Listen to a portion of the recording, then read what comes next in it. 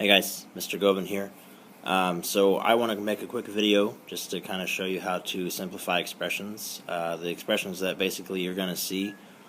It's kind of a short topic. We're only going to spend a couple days on this topic.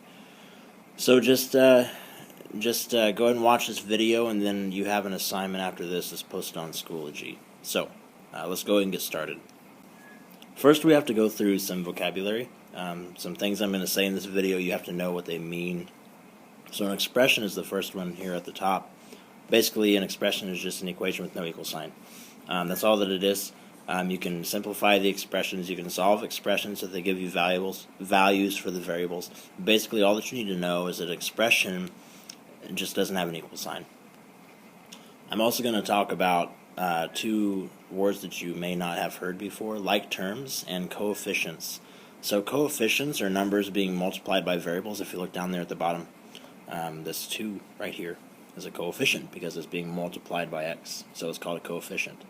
The 1/4 excuse me, is a coefficient because it's being multiplied by x. So any number that's being multiplied by x is a coefficient.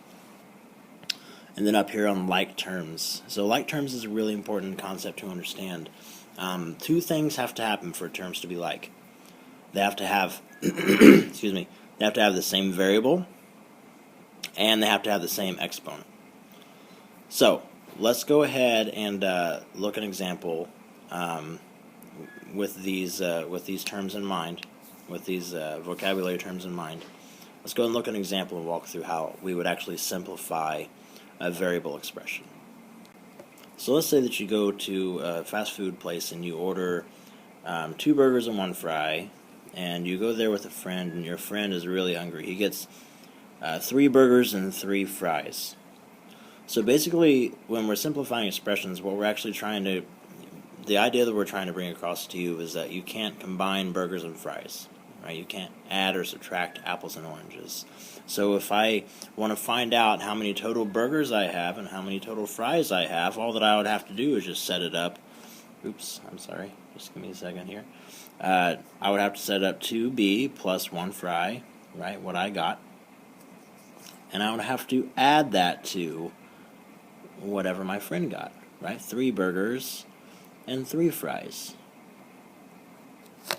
And that's all that I would have to do, right? And logically we know we can't combine this 2 burgers with this 1 fry because they're not the same thing, right? I can only combine this burger with this fry. Now notice what we have. We have the same variable, right? Same exponent on the variable. There's no exponent on the variable.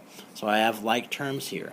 So when we're simplifying expressions, we're combining like terms. We have burgers with burgers, fries with fries. So basically, if I combine those, then I'm going to combine this term with this term, and I'm going to combine this term right here with this term right here. Yes? So my answer then would be total we got 2 plus 3, which is 5 burgers, and we also got 1 plus 3, which is 4 fries.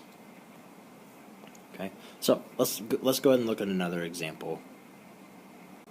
Okay, so here's the situation for this problem. Let's say that you go to the same fast food place with another friend, and you both order the same thing, and then somebody else that's with you orders something else. So let's say that you and your friend, you both order 2 burgers and 1 fry. Seems to be a common order. And then let's say that there's another person that goes with you, and they order I don't know, just 1 burger. Okay, 1 burger. Now notice if I write B, that just means 1B. It's the same thing. But remember what I said, 3 friends are going, 1 person here and 2 people here. So I actually have to order 2 of this. Okay? So I'm going to multiply this whole thing by 2. So you have to remember how to do the distributive property here, right? This is where I'm going to take that outside number and I multiply it by both of my inside numbers. So my goal is I want to find out how many total burgers were bought and how many total fries were bought. So what I'm going to do is I'm going to multiply that outside number by both of my inside numbers, and I get 4b plus 2f, and then I still have this plus 1b out here. right? So if you look at what we have now, we need to combine our like terms now, right? We multiplied, got rid of our parentheses. Now we have to combine our like terms, and we can't combine burgers with fries, right? So we just can combine this 4b with this 1b, and our answer then would be 5b plus 2 fries.